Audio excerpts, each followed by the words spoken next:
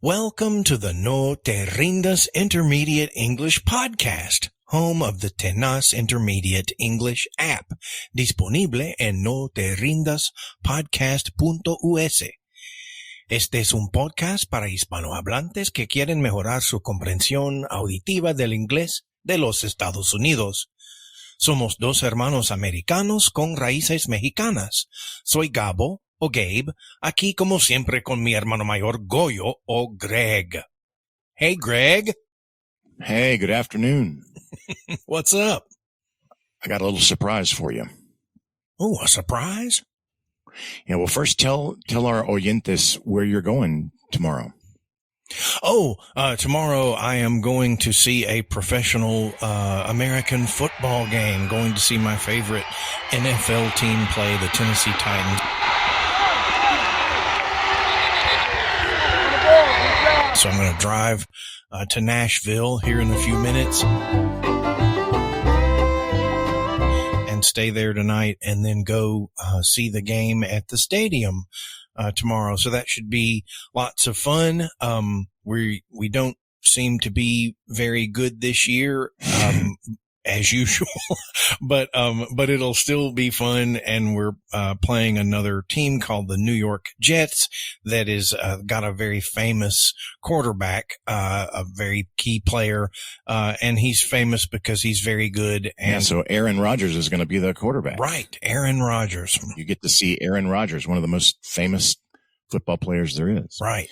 Well, you don't know this, but I am going to see Canelo fight tonight. Not live, obviously. I'm going to be watching it on television, but I'm going to go find Canelo fighting Berlanger tonight. Oh, all right. So we're going to have a very sports-themed weekend. That's right. But that's not our topic today. Oh. What is our topic today, Gabo?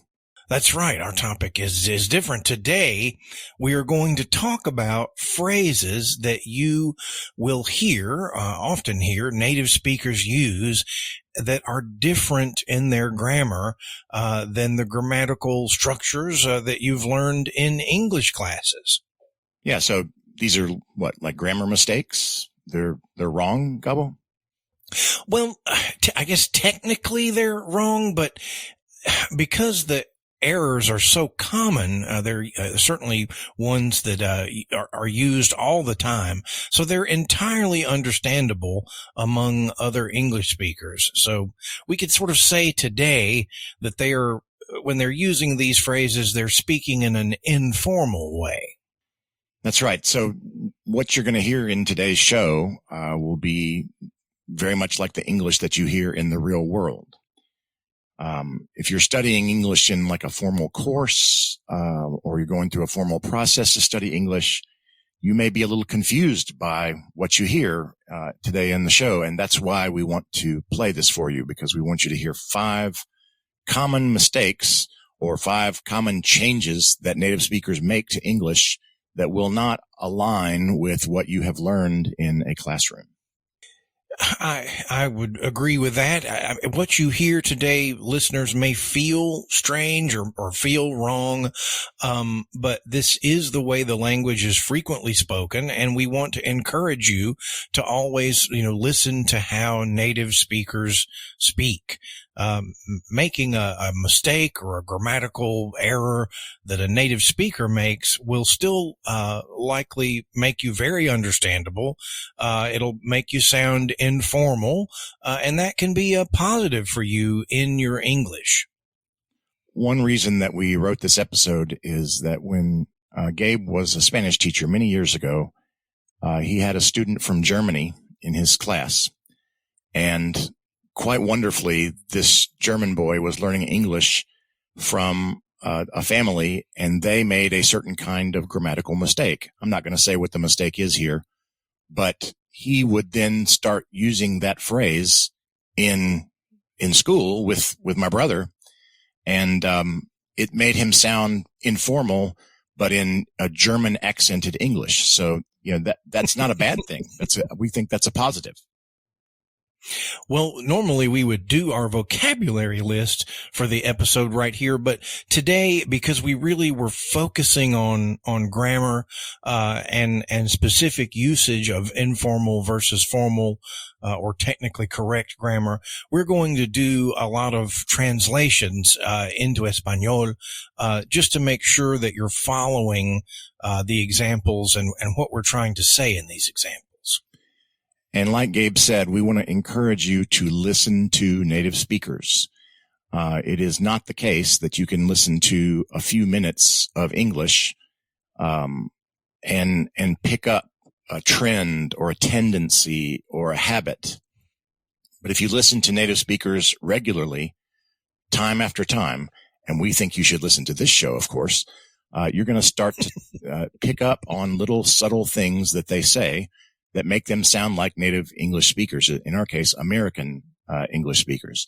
And you can start to produce those tones, those sounds, those tendencies yourself.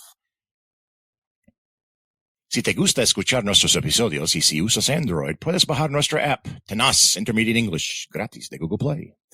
Brindamos enlaces en nuestra página notebrindaspodcast.us a todas nuestras apps. Haz un clic en la pestaña para aplicaciones hoy. Gracias.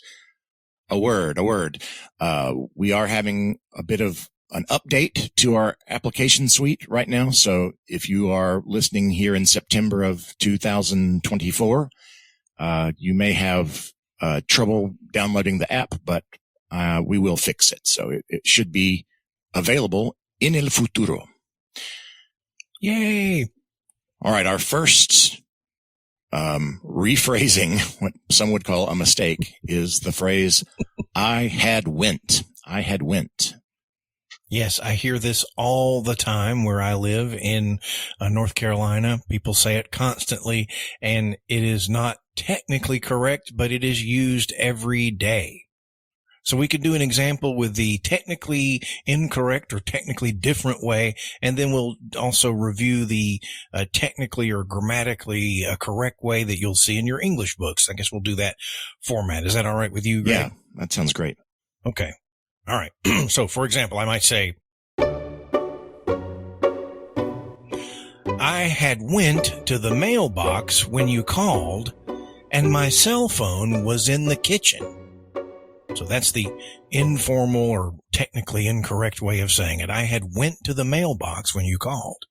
So the grammatically official way of saying it is, I had gone to the mailbox when you called, and my cell phone was in the kitchen.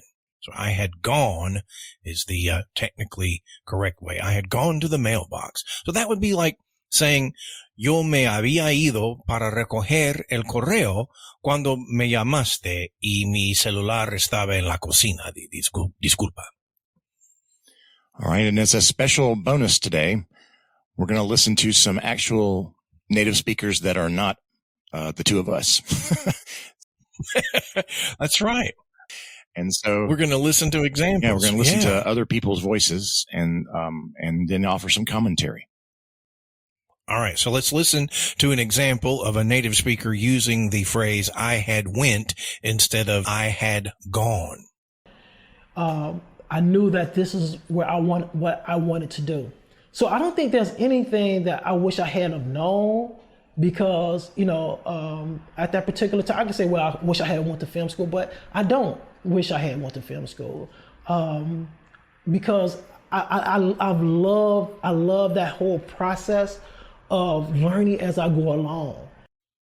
Okay, so he was saying, I don't wish I had went to film school. Right, which would be, in English at least, I don't wish that I had gone to film school. And I think in Spanish it would be something like, no lamento no haber asistido a la universidad o inscrito en la universidad, something like that.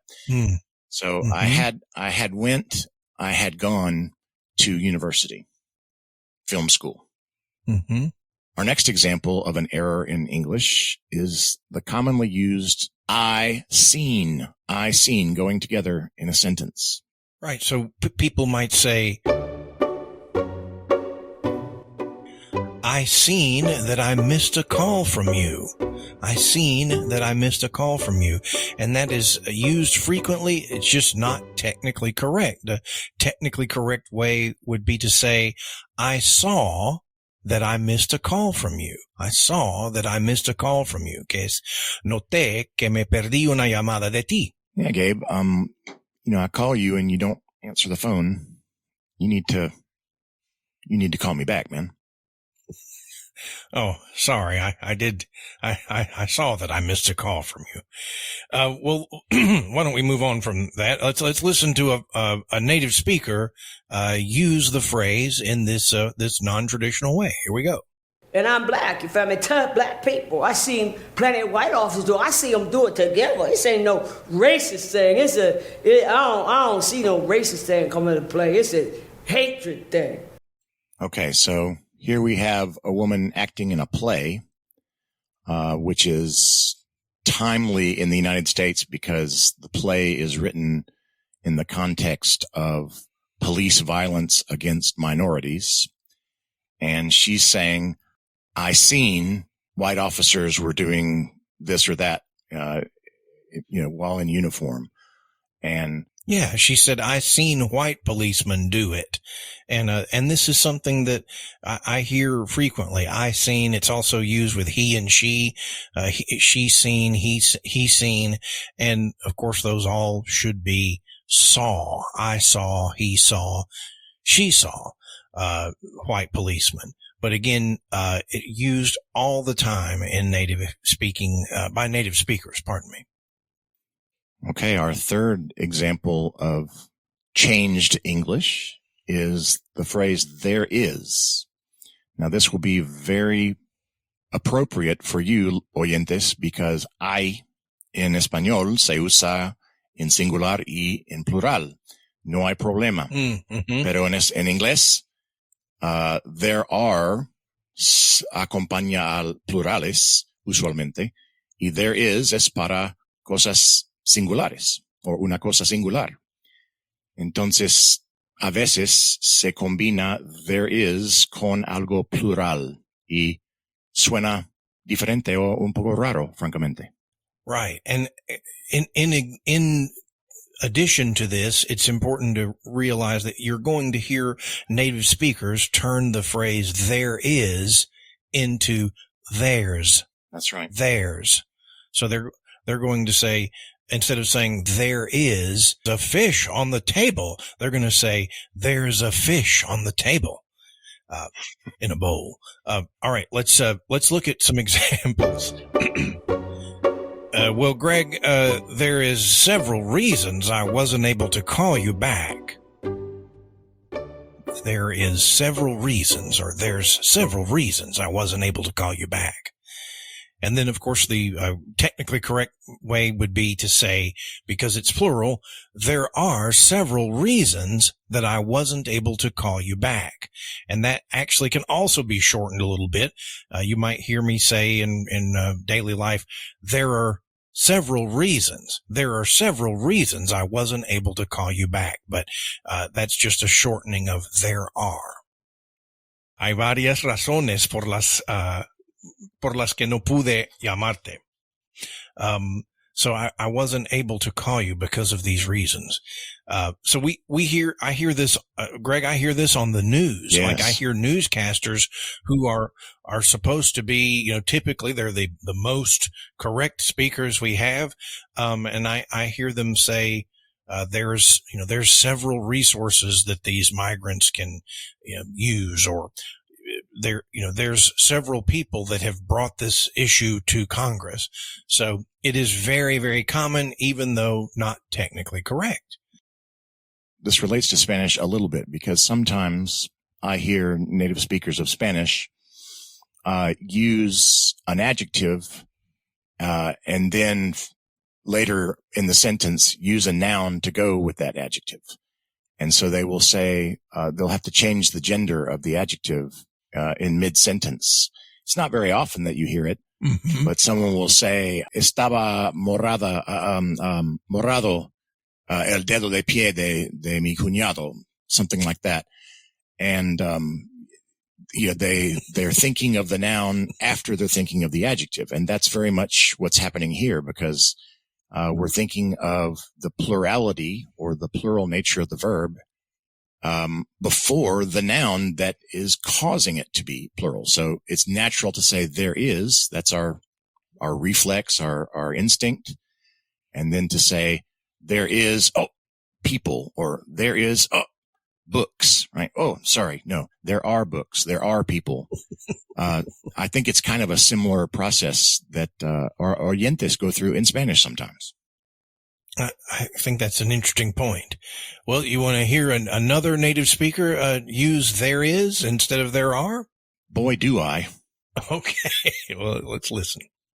Go get in his van and go for a ride when he wanted to, in the front seat, and play the radio going down the road. He likes going to Disney World. There's things that he would never get to do in a different situation. So she said there is things he would never get to do in a different situation. And of course, as I said, she shortened it to there's things he'd never get to do. There's things. Yeah, there is things. In this case, she's basically saying there are activities that this young boy who has some sort of disorder, maybe autism, maybe cerebral palsy, I'm not sure, but she's describing how his life is different at this school he's attending, and there is things that he can do, or there are things that he can do because he's at the school. And let's say that, Gabe, when you say to someone, there is things that he can do, it sounds very informal. It sounds very informal, and there are things sounds formal. I would agree. I do think it sounds like that. All right. Another very common, technically incorrect phrase that you're going to hear native speakers use all the time is they're going to say, if I was, when technically they should use if I were. But it's used all the time. Gosh, Gabe, if I wasn't such a good friend of yours, I would think you were avoiding me by not returning my calls. So that's technically inaccurate or incorrect. This is imperfect subjunctive in English. Here's what it sounds like correctly. Gosh, Gabe, if I weren't such a good friend of yours, I would think you were avoiding me. Si no fuera tan buen amigo tuyo, yo pensaría que me estás evitando, güey. Now, there is one case that we'd like to point out where if I was is correct. There is a case where you can use if I was, and it doesn't break a rule that we know of. And that case is that if you're talking about a past event, you can say if I was. And in the case before, we were talking about a hypothetical event. Mm-hmm. If it's not hypothetical, if I was can function. So for example, I can say, hey Gabe, last week, did I see you at the Walgreens pharmacy? Well, if I was at Walgreens last week, I don't remember. Si de hecho estaba en la farmacia Walgreens, no lo recuerdo. I think that you were indeed at Walgreens and you were trying to avoid me. I'm seeing a pattern here, carnal. So there, if I was at Walgreens last week is not hypothetical. He's saying something about the past. If I was at Walgreens last week, I just don't recall it, right? I don't remember being there. So that to me does not sound. I certainly don't remember seeing you when I was there. That's right. Trying to avoid me. I think you're lying. So let's listen to an example of if I was being used when if I were is the technically correct way to use it. My view is that museums should take a leaf out of the book of religions, and they should make sure that when you walk into a museum, and if I was a museum curator, I would make a room for love, a room for generosity. So there we have an advocate for museums, someone who's in support of museums saying, If I was in charge of a museum, then I would such and such and such. I would have a room for love, a room for understanding. He would organize the museum differently. And technically, he should say, if I were the director of a museum, si yo fuera el jefe, el director de un museo. Right. And interesting to hear, an English person making, using this informal way. Americans, we tend to think of the English as sort of being the authority on the English language, since it is their original language. But you can hear this is so common that it's even used across the pond, as we say, over in England. Yeah, if you couldn't tell from listening to that fellow, he has an English accent, or he's from Great Britain. And of course, we are not. We're from the United States. All right, our final example of sort of different English, strange English that's common is her and I, which mixes like an objective case her with a nominative case I. A pronoun that's an object with a pronoun that's a subject, her and I. Sorry, I didn't mean to bore you, Gabe. But if you've been studying English, you know that should be she and I.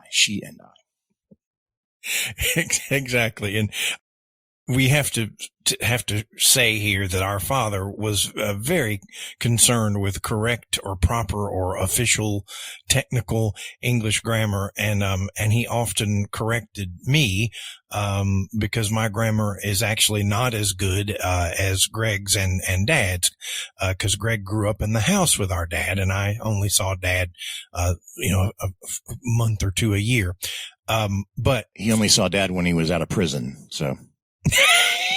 But ironically, es broma, or coincidentally, her and I gets on our nerves. Both Greg and I, when we hear someone say her and I, we wince a little bit, and that's one of the ways I think that we can tell that we're old.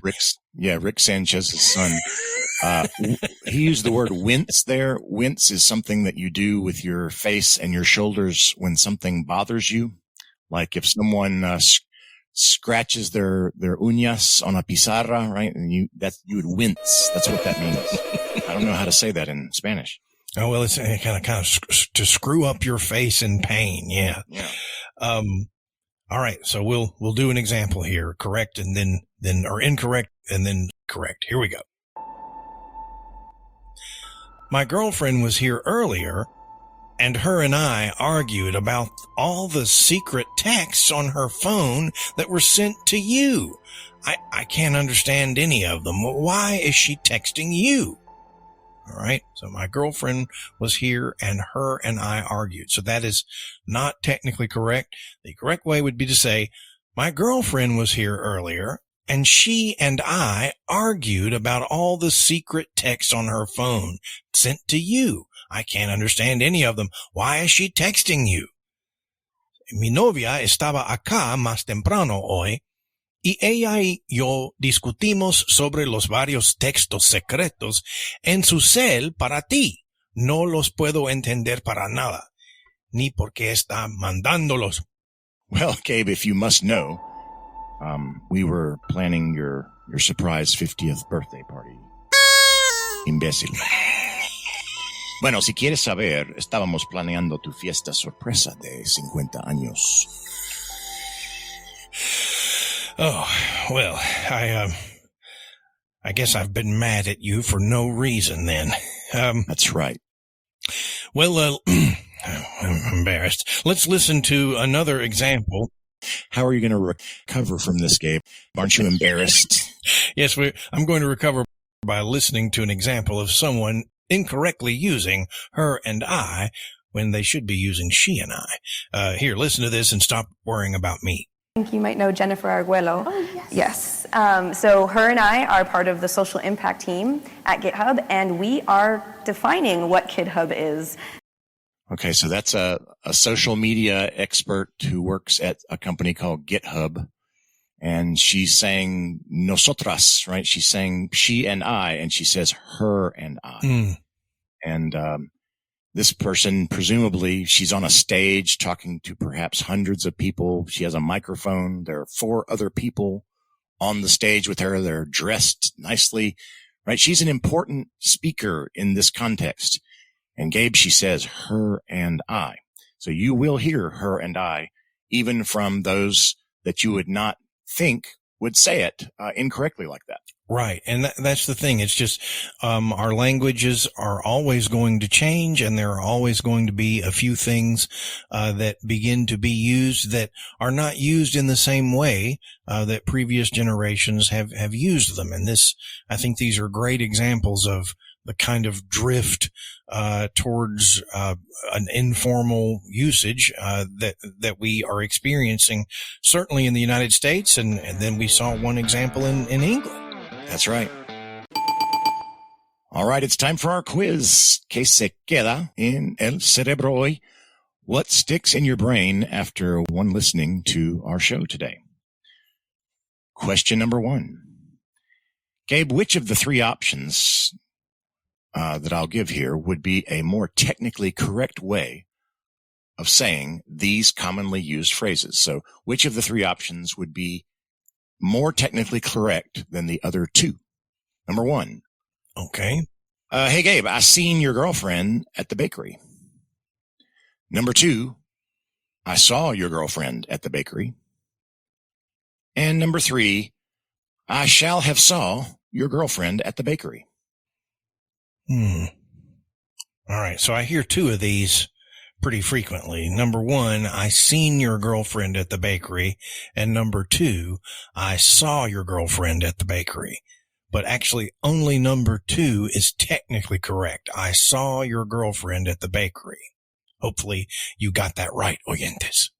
That is correct. That is correct. All right. Question number 2. Which of these 3 options would be technically correct, or more technically correct than the other 2? I had gone to purchase a greeting card at the pharmacy when I saw your car in the parking lot. I had gone to purchase a greeting card at the pharmacy when I saw your car in the parking lot. Number 2, I had went to purchase a greeting card at the pharmacy when I saw your car in the parking lot. I had went to purchase a greeting card.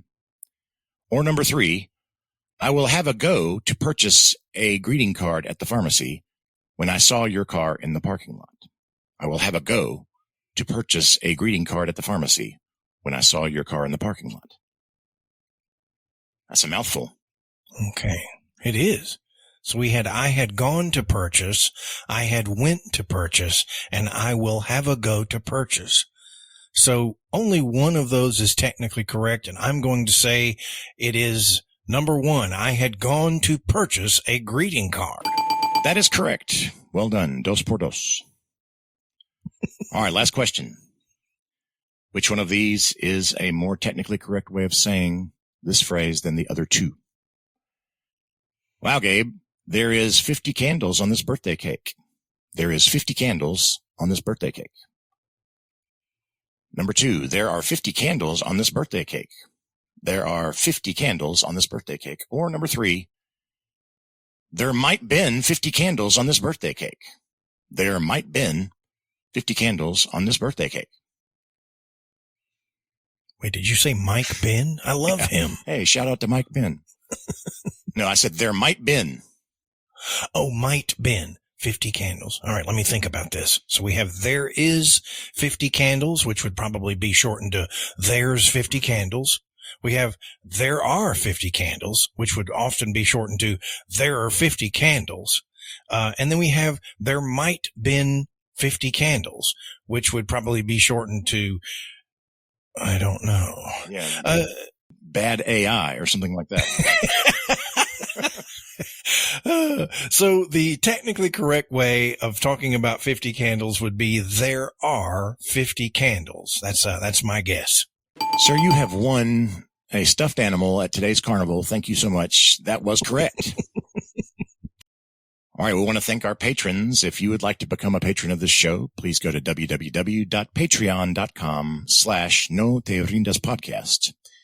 And we have a list of nice goodies for you that you can go see at that website. And we'd like to shout out some cities who are listening to our show recently. And we want to send a special thank you to them. How about A Coruña, Spain, Sétif, Algeria. Okay, we have listeners in two cities in Algeria this week. Wow. San Jose del Monte, Philippines, and Casablanca, Marruecos. Wow. Yeah, so we have North African listeners to No Te Rindas now. Oh, that is so neat as we continue to spread our message of not giving up on English. That's right. Don't give up. And remembering that it does not have to be perfect. That's what today's examples really mean, that even though we're speaking technically incorrectly, we're speaking like natives some of the time. So, please take a minute and stop what you're doing right now and pause the podcast. And if you have not yet given us a review or a rating on your podcast player, please stop what you're doing right now and do that. This is helping us reach more and more listeners, whether it be in North Africa or South America or wherever. Please take a minute if you like our podcast and help us out by leaving a rating or review. And if you're listening to us on a podcast player, please know that you can go to www.noterrindaspodcast.us and find lots of resources there for learning. We have readings, we have videos, we have a blog, and importantly, there are links to our app on the Google Play Store, which is called Tenaz, T-E-N-A-Z. And remember, it's September 2024. There are some updates or issues with the app, but we will get those resolved very, very soon. Go check us out. Well, Saul Canelo Alvarez is truly one of mis héroes, so I really hope that he wins tonight. I'm going to be following that tonight from the hotel room on my phone to see what happens, and unless, of course, I'm asleep because I am old. But you're going to stay awake and watch the fight, so I'm very, very jealous. Yes, I'll instead of drinking alcohol, I'll probably have coffee or something so I can stay awake. Yes, that'll help you stay awake. I've got to go to bed early so that I can get up and go see my Tennessee Titans play. So very good exciting. Luck to them. Yeah. Yeah, this is so cool. And it's a weekend of sports for the Sanchez brothers. Love you, bro. I love you. I'll talk to you soon. All right. Bye-bye. Bye.